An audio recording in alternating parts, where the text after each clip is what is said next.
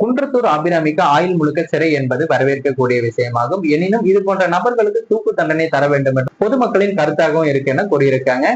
அத்துடன் அபிராமி தன்னுடைய குழந்தைகளை கொலை செய்தது குறித்து அவரது கணவர் விஜய் குறித்து பேட்டி ஒன்றிலும் கூறியிருக்காரு.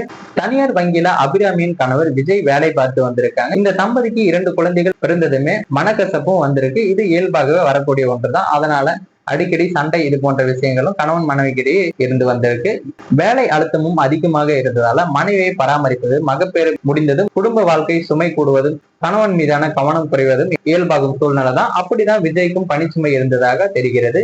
இந்த நிலையில பாத்தீங்கன்னா அபிராமி தவறும் செய்திருக்காரு. அபிராமி மட்டும்தான் இப்படி தவறு செய்தவர் என்று கிடையாது. கணவனையும் பிள்ளைகளையும் கொண்ட வரலாறுகள் கடந்த காலத்திலும் உண்டு. ஆனால் டிஜிட்டல் மீடியா வந்த நேரத்தில் தான் அபிராமி வழக்கு சூடும் பிடிச்சிருக்கு. அனைவரும் மனதிலுமே பாத்தீங்கன்னா அபிராமி கேஸ் என்ன ஆச்சுன்றதான் எல்லாரும் கவனிச்சு வந்துட்டு இருக்காங்க. பிரியாணி கடைக்காரருடன் அபிராமிக்கு உறவு ஏற்பட்டு 2 தரப்பு குடும்பமுமே பாத்தீங்கன்னா அவர்கள் அகாத உறவுல ஈடுபட்டதால அவங்க 2 பேர்த்தின் குடும்பமும் பாத்தீங்கன்னா இப்ப கேள்விக்குறியாகும் சூழல்ல தான் தள்ளப்பட்டிருக்கு. தன்னுடைய குழந்தைகளுக்கு மட்டுமல்ல கணவர்களுக்கும் சேர்த்துதான் தூக்க மாத்திரை கலந்து தந்தார் அபிராமி. இதில் மகள் கை குழந்தை என்பதால உடனே தூக்கத்திலேயே இருந்திருக்காங்க. மகனுக்கும் கணவனுக்கும் தூக்க மாத்திரை வேலை செய்யவில்லை. மறுநாள் காலையில் படுக்கையில் இருந்த மகனுக்கு முத்தம் தர போயிருக்காரு விஜய். உடனே அபிராமி தூங்குற குழந்தையை எழுப்பாதீங்க என்று தடுத்து விஜயை வேலைக்கும் அனுப்பி வச்சிருக்காங்க. பிறகு அபிராமி கடைக்கு சென்று தன்னுடைய நகை அடமானம் வைத்து விட்டு மறுபடியும் வீட்டுக்கு வந்திருக்காங்க. மகன் சாகாமலேயே இருந்ததால கழுத்தை நெரித்து கொன்றதாகவும் செய்திகள் வெளியாகி இருக்கு. கணவருக்கு தூக்க மாத்திரை வேலை செய்யாதால கணவர் தப்பிச்சும் இருக்காரு. அபிராமியின் தம்பி ஒரு பெண்ணை காதலித்து வந்தாங்க. ஆனால் அபிராமி வழக்கு பொது வெளியில் வந்த பிறகு அந்த காதலி பாத்தீங்கன்னா அபிராமியின் தம்பியை விட்டும் பிரிந்திருக்காங்க. இந்த அவமானம் தாங்காம பாத்தீங்கன்னா அபிராமியின் தம்பி தற்கொலை செய்து கொண்டிருக்காரு. இந்த வழக்கு நிலுவையில் இருந்த போது அபிராமியின் கணவர் விஜயை தன்னுடைய வீட்டுக்கு அழைத்து ஆறுதல் சொல்லியிருந்தார். 2 குழந்தைகள் இல்லாமல் மனைவி ஜெயிலுக்கு சென்ற பிறகு தனிமையில் இருந்த விஜய்க்கு இவ்வாறு ரஜினி ஆறுதல் சொன்னதும் இது மிகவும் முக்கியமான விஷயமாகவும் ஒண்ணு கருதப்பட்டிருக்கு.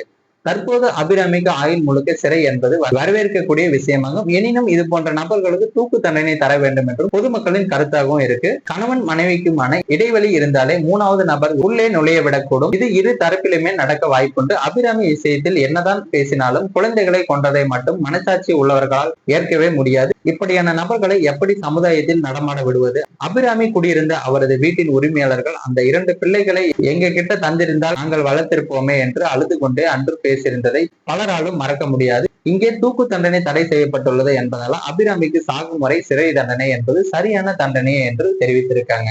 குன்றத்தூர் அபிராமி குழந்தைகளை கொன்றுவிட்டு ஜெயிலுக்கு சென்ற நிலையில நிற்கதியாக நின்றார் கணவர் விஜய். மிகவும் மனமுடைந்து போன அவர் யாருடனும் பேசாமல் இருந்திருக்காரு. இந்த சம்பவத்தை கேள்விப்பட்ட நடிகர் ரஜினிகாந்த் பாத்தீங்கன்னா பாதிக்கப்பட்ட விஜயை போயஸ் கார்னர் இல்லத்திற்கு அழைத்து நேரில் சந்தித்து பேசியும் இருந்தார். குழந்தைகளை இழந்து தவிர்த்து வரும் விஜய்க்கு ஆறுதல் சொல்லியும் இருக்காங்க. விஜய் நடிகர் ரஜினியின் தீவிர ரசிகர். அது மட்டுமல்ல அபிராமியால் கொலை செய்யப்பட்ட அவரது குழந்தைகள் இருவரும் கூட ரஜினியின் ரசிகர்களாகவே இருந்திருக்காங்க. இதனால குழந்தைகளை இழந்து தவிர்க்கும் விஜய்க்கு ரஜினிகாந்த் நேரில் சென்று ஆறுதல் கூறியும் இருந்திருக்காரு. மேலும் இது போன்ற வீடியோக்களை உடனுக்குடன் காண மறக்காம நமது சேனலை சப்ஸ்கிரைப் பண்ணுங்க. வீடியோ பயனுள்ளதாக இருந்தா மற்றவங்களுக்கும் ஷேர் பண்ணுங்க.